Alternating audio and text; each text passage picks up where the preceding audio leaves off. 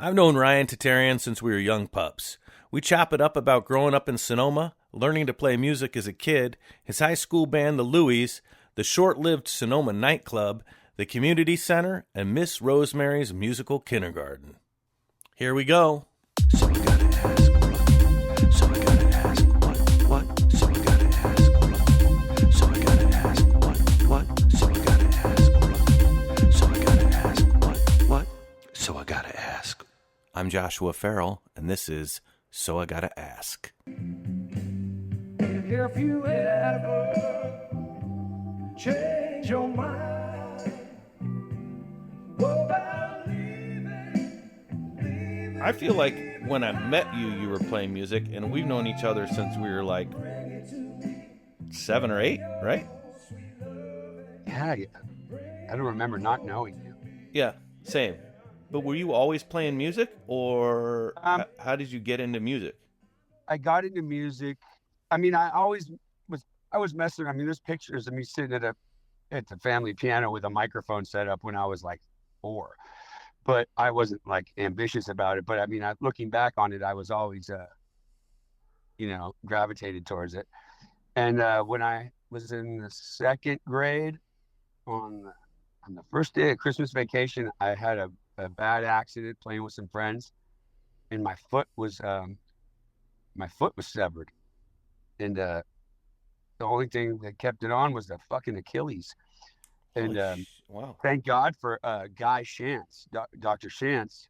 Yep. They had me in there. I was a candidate for a prosthesis. They weren't sure if thank God I was that young, because when you're that young, it's feasible for your heart to supply an outer extremity with that much tissue damage with blood supply, and your body's growing, so it's healing and growing are the same, and so you're not asking the body to do anything it wasn't doing.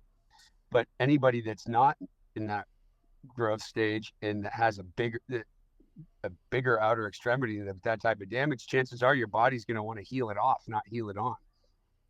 Yeah.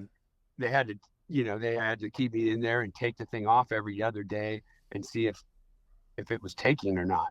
And meanwhile, they had me like fitted for prosthesis and seeing a therapist and counselor about it. Wow. It sucked.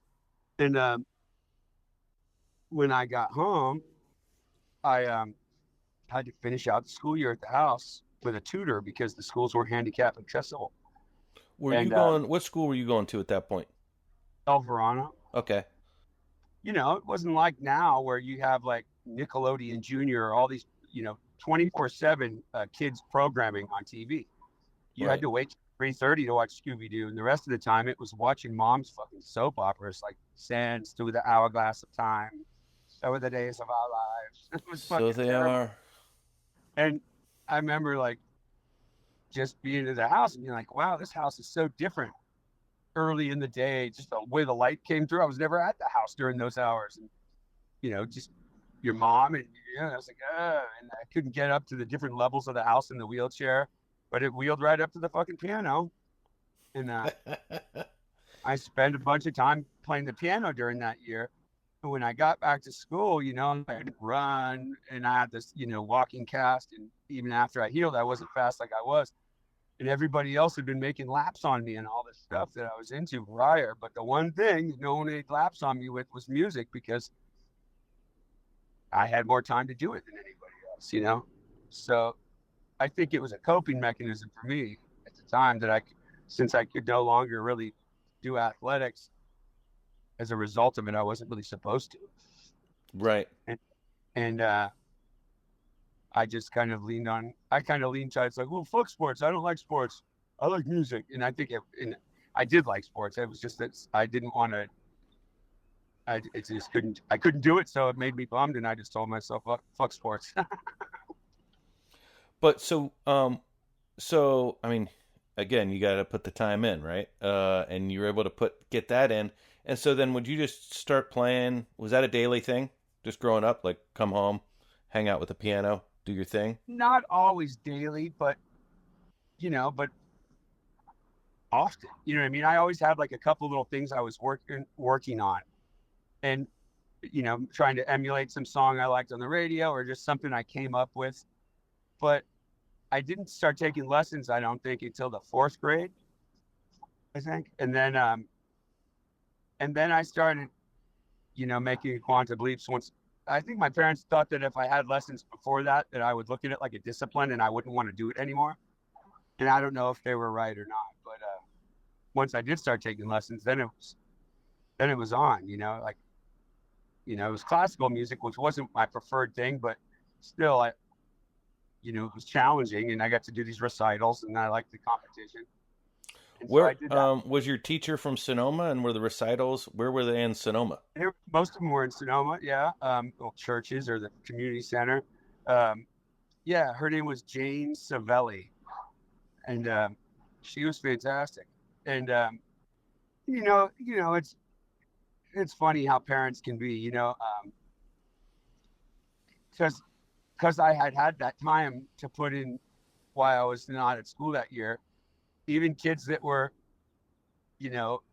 going home to strict parents that made them practice all the time, you know what I mean, were going to be hard pressed to emote on the piano or to play some of those pieces that I was playing.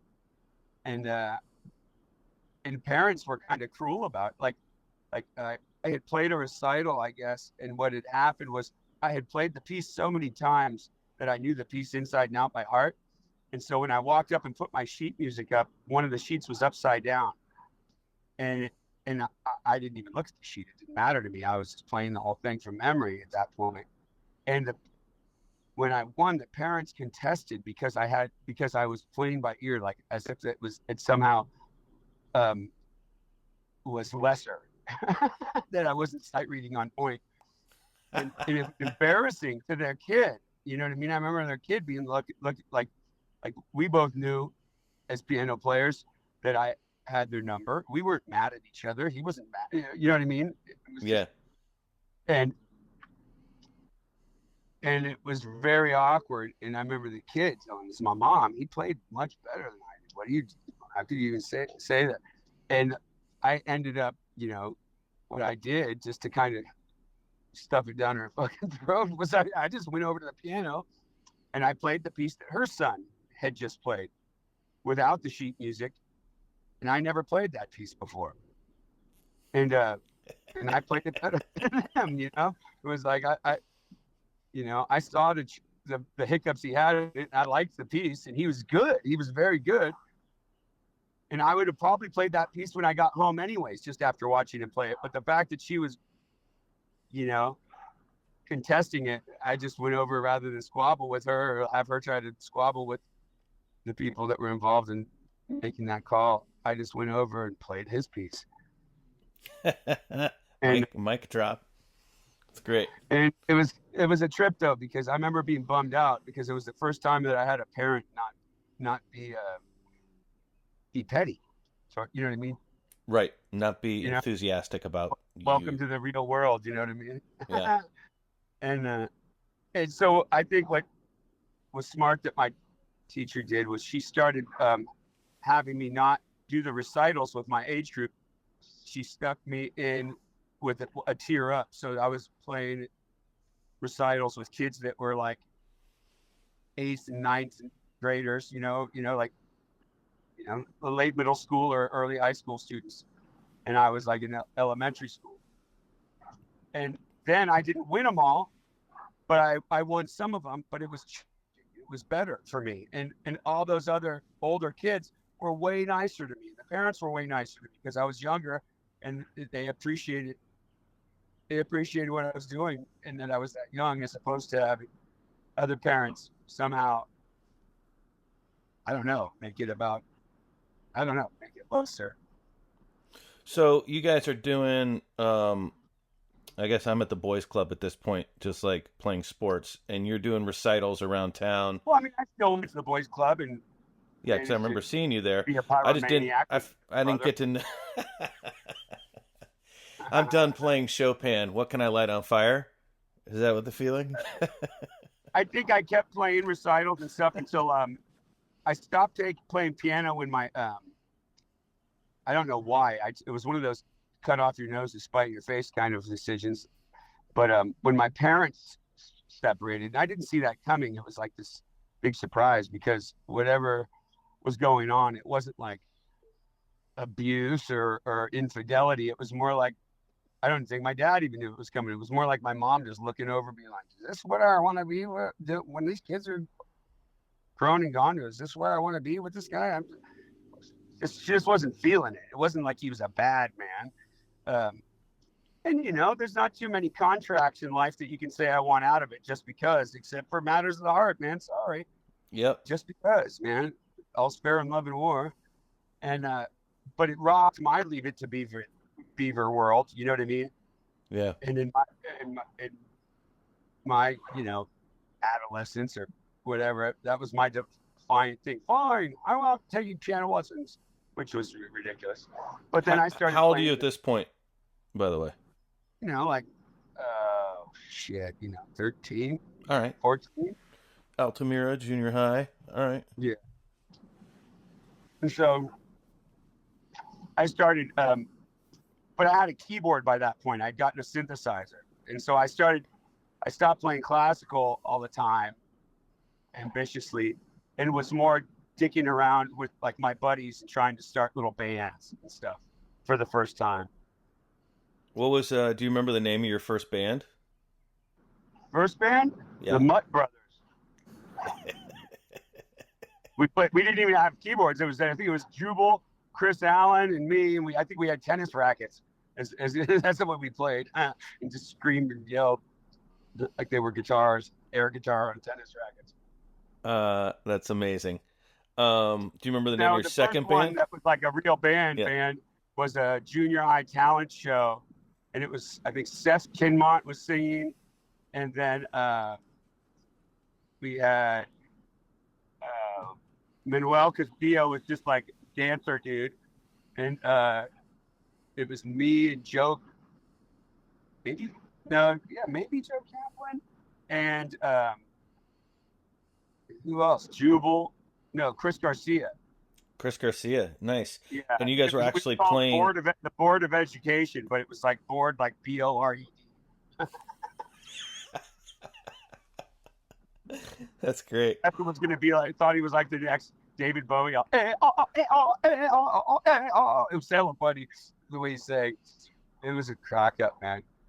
Was Mr. Ross running that at that point, right?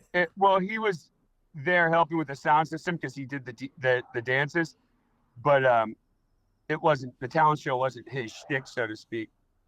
But we had Mr. Aldrich there at Altamira back then. Yeah, he was the Mr. Aldrich was a keyboard player principal in a cover band. He had the best keyboards. He used to covertly bring his keyboard rig into his office every now and then and set it up, and then he'd call me into the office like I was getting busted, like usual, and I'd get in there. He'd be all, "Ha, just kidding, want to play with this thing?" And he'd let me hang out, skip out on class for a couple periods just to play with these killer keyboards. Really? That's awesome. Yeah. Do you remember that guy, Mr. Yeah, Aldrich? I do. I remember exactly what he looks like. He was the vice principal, What's right? up, guy? He'd be up, "Hey, guy." He called everybody guy. "What's up, guy?" That was pretty musical. I feel like he always had like a Don Johnson suit on. That's what I remember. Like he had a sports coat sometimes. Yeah, he was cool. I gotta ask you at this point. I'm trying to think of like synthesizer. Like who were you? Like I just gotta ask you. You might be like, "Oh my god, stop it!" But was Howard Jones? Because there was like a synthesizer. Yeah, I loved Howard Jones back then because he was on the radio and it was all keyboards. Even though I'd listen to those songs now, it doesn't really, make me feel anything other than shame. But who I really liked a lot was Thomas Dolby. He was the guy that had that. She blinded me with science. Yep. Yeah. She blinded me. He managed to like somehow sequencing, which was brand new, and it didn't sound organic. It sounded stiff and it didn't swing and didn't groove as hard. Only certain bands that were using that shit back as it was happening in the 80s, managed to do it in such a way that you listen to it now 20 years later and don't laugh at it. And he was one of them. You know, he was badass. And I liked, who else was I really into? I was into Emerson, Lake and Palmer, and Deep Purple. Nice. And they had a keyboard player. Was there anyone in Sonoma that you were like, Boingo. oh, I was really into Oingo Boingo. I mean, Danny Elfman, ain't no joke. Yeah, was there anyone in Sonoma that you would go see play, or like what was your access to live music at that point in junior high and high school in Sonoma? Well, my older brother is 5 years older than me. And so he was class of 85.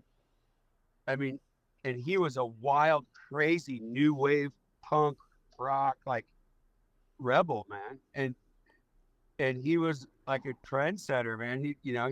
He'd be sneaking out of the house and going down to San Francisco and getting into nightclubs. I remember he was cool. Tell you that.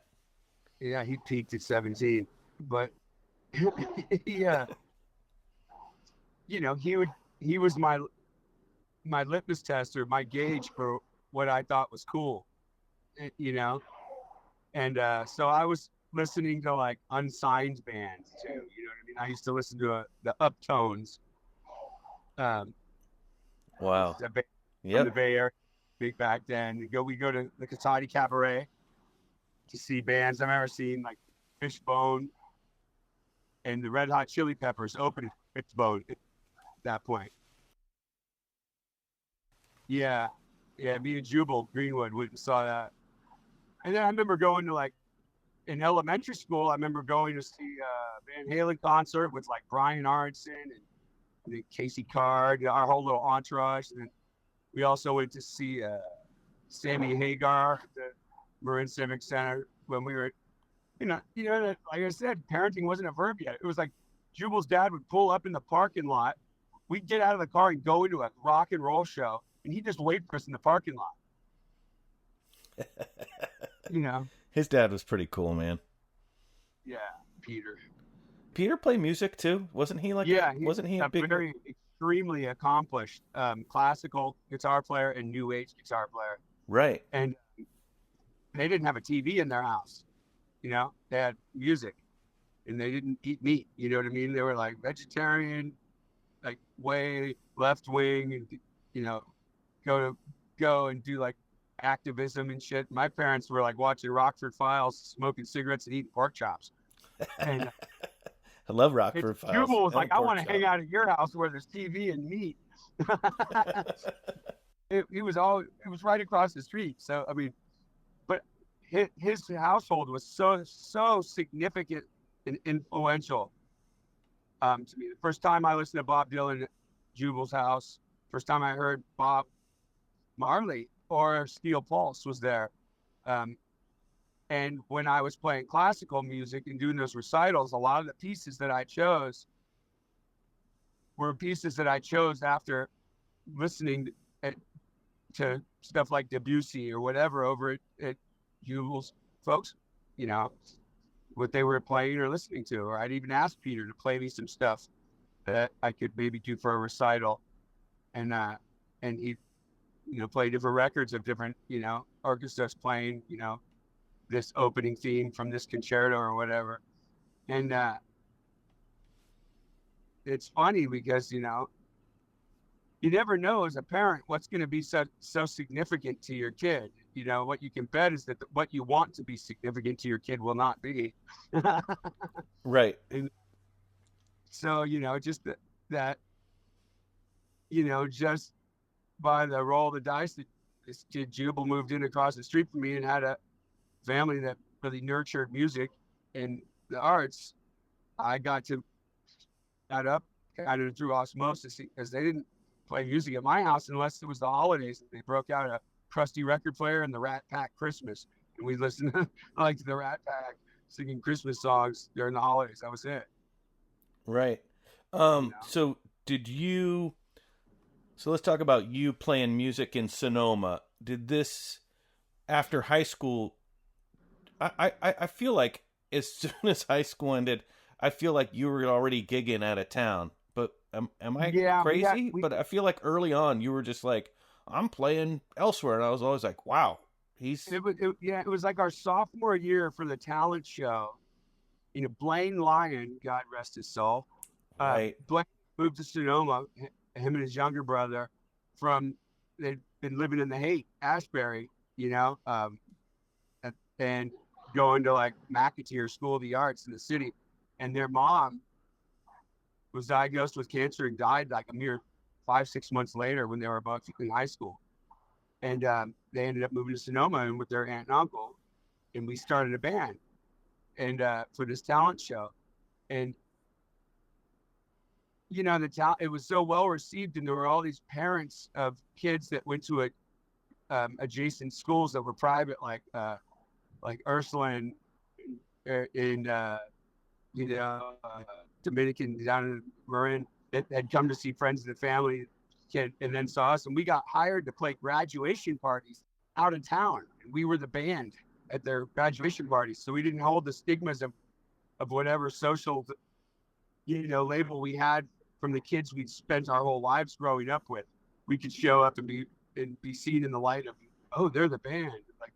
It was hilarious, and we were like, screw Sonoma girls, let's just keep playing music out of town. Right. And you could literally be anything you wanted because you were out of town. It wasn't long before, all of a sudden, Jubal was moving down to like San Diego because he wanted to surf. And we picked up like this prodigy guitar player from Petaluma. And then the drummer's mom and dad wouldn't let him go out past 9 o'clock on Friday and Saturday nights. So we had to fire him and get someone that was like 21. And it was like this band of people that were age 13 or 14 all the way up to 21. It was like a 14-piece band, and we played Parliament and Average. It was a novelty. A bunch of white kids that played black music, had a horn section. And what was the name of the band? The Louis. Great. The Louis. So that I didn't know the Louis started in high school. Yeah, we started that, I think me and Blaine's sophomore year. Wow. Okay. Awesome. And then we proceeded to play after high school for like another 2 years or so, 2 or 3 years, we would periodically do gigs. And were there other high school bands playing in Sonoma at that point? There was one other band that was called Hood House. Yep. And was that Monty? They were a little bit older than us, and they were a little different. Like, they were more like Chili Pepper punk, Yeah. Whereas, we were we had absconded with half of the high school jazz band's horn section and just recruited. We took those little band dorks and turned them out. Took them out to nightclubs. All the little nerds. Like, shit. Come on, Charlie, bring your horn. We're taking you over to the Phoenix Theater. And we'd go read the charts, but it was like we sounded great. That's So awesome. much fun.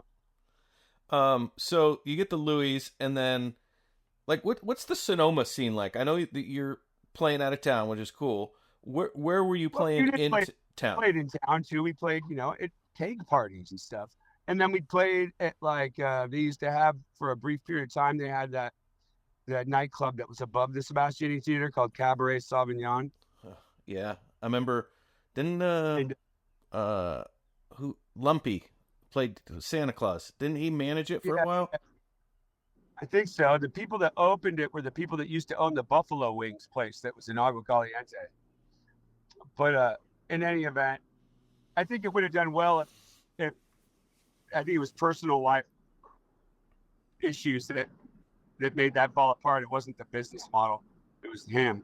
But they did some youth nights periodically. So we did the band that played there, and then we did like Battle of the Bands and stuff like that.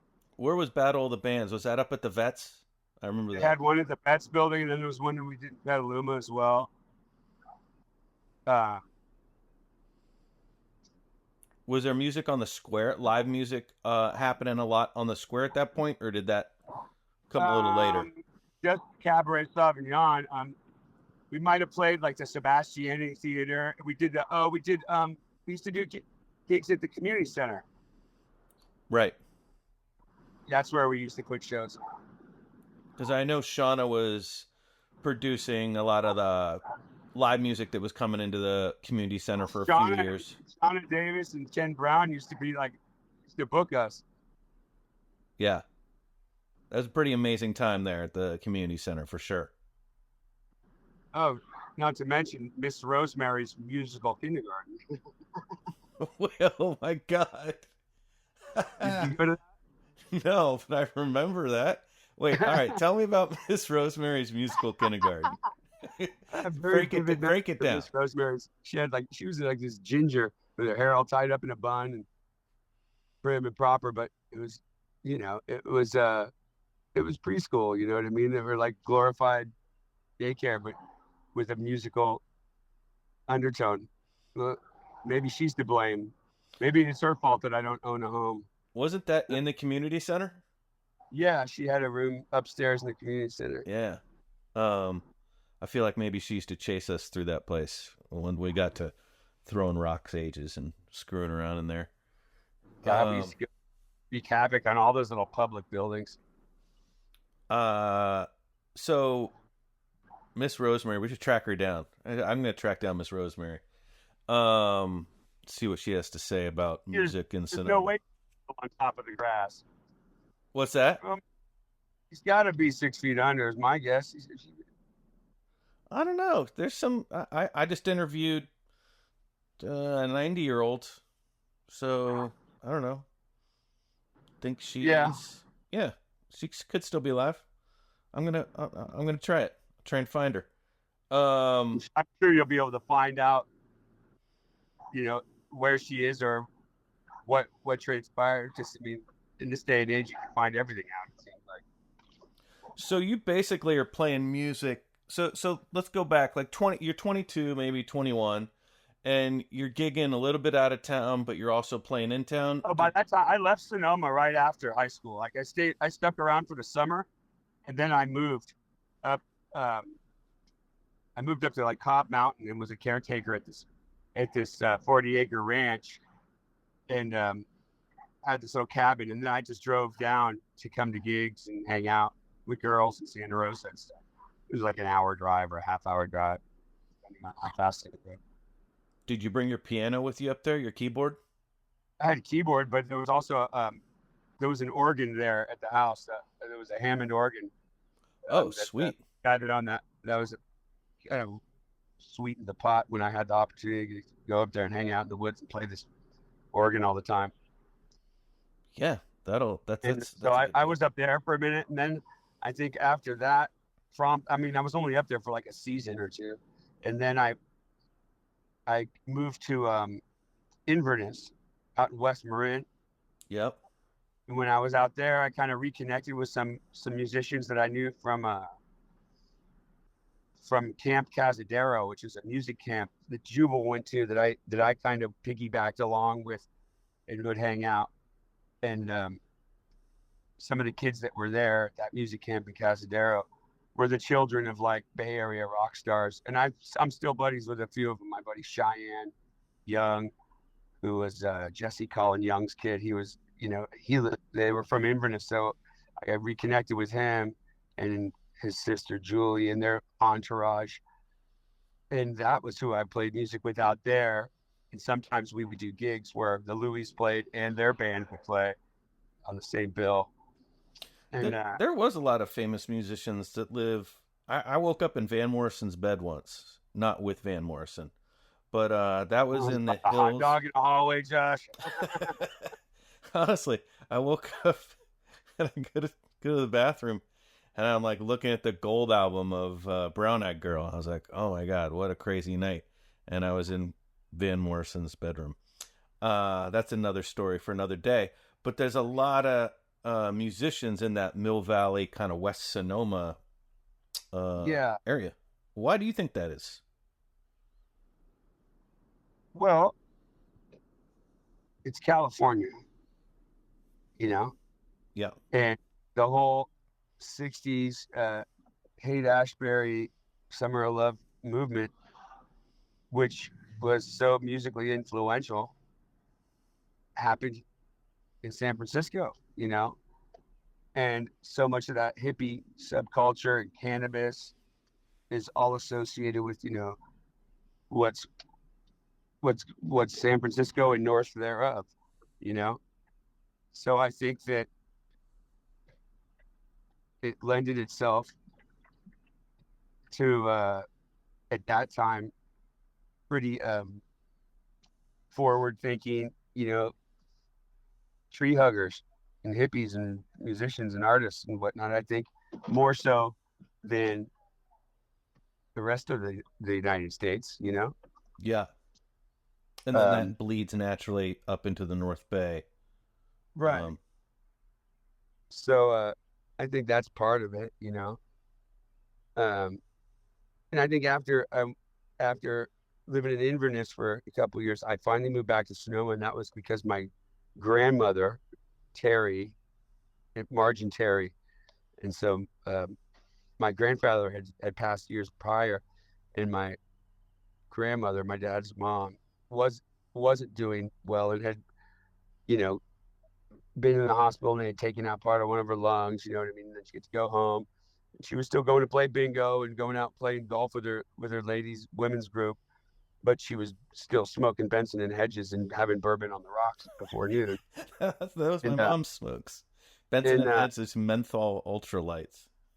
And so, you know, she was kind of a little battle axe, and I guess that the in-home, like, whatever nursing or care that they'd have to come to check in on her, she would scare them all off and they wouldn't want to deal with her because she would be grouchy to them or something, I guess. They were grouchy to me like that.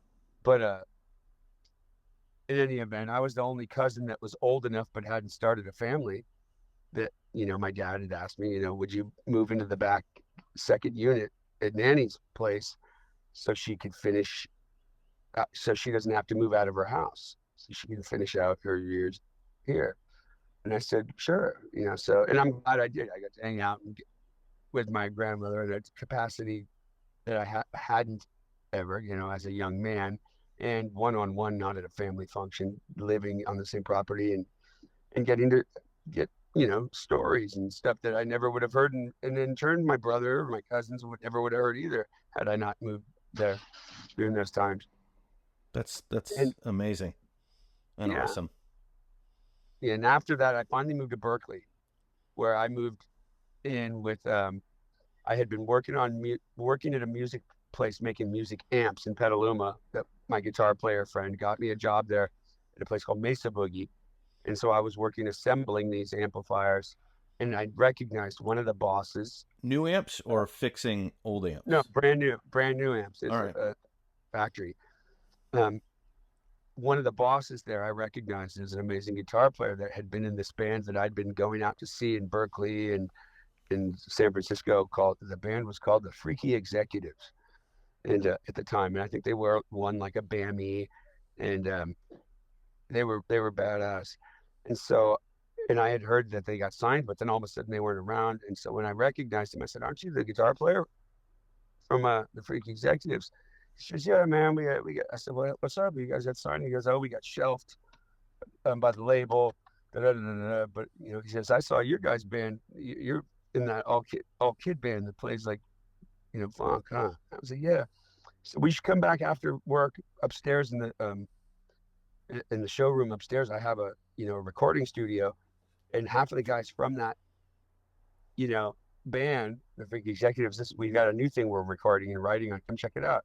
And that's when I started working with guys that to this day are you know, my musical brothers in arms. And the reason I can even play the way I play is from the time I spent from that point on. It's when I did the heavy lifting to be a working piano player. And it was Jay Lane, who now plays for the Dead and Co. from the Grateful Dead, and he plays with Bob Weir from the Grateful Dead in another band called Rat Dog.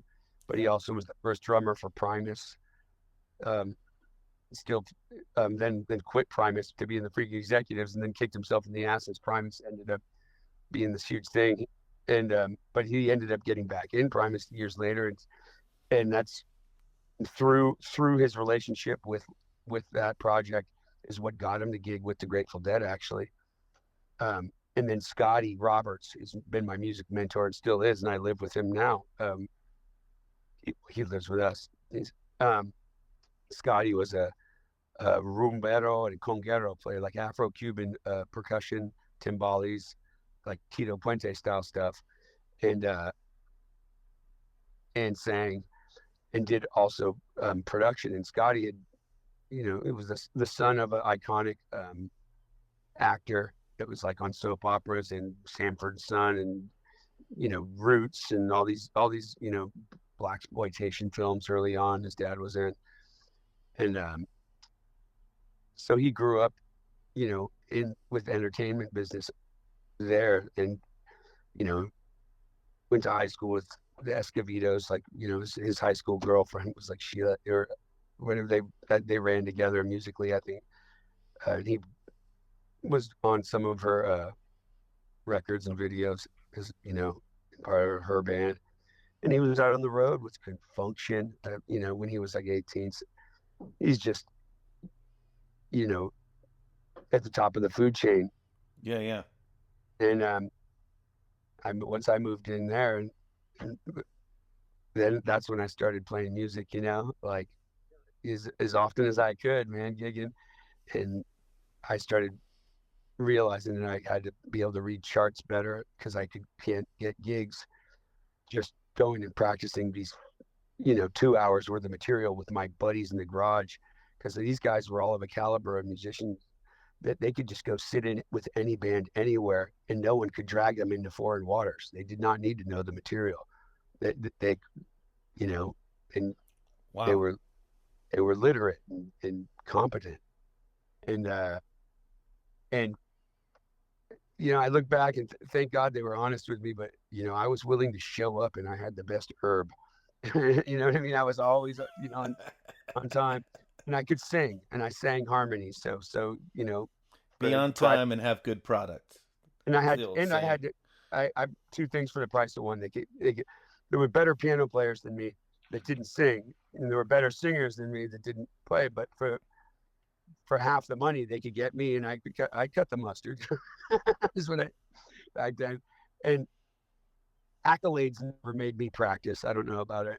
And then they probably never made anyone practice. Nothing ever made me practice like that. I'll show you, motherfucker. That motivation of I'll show all of you.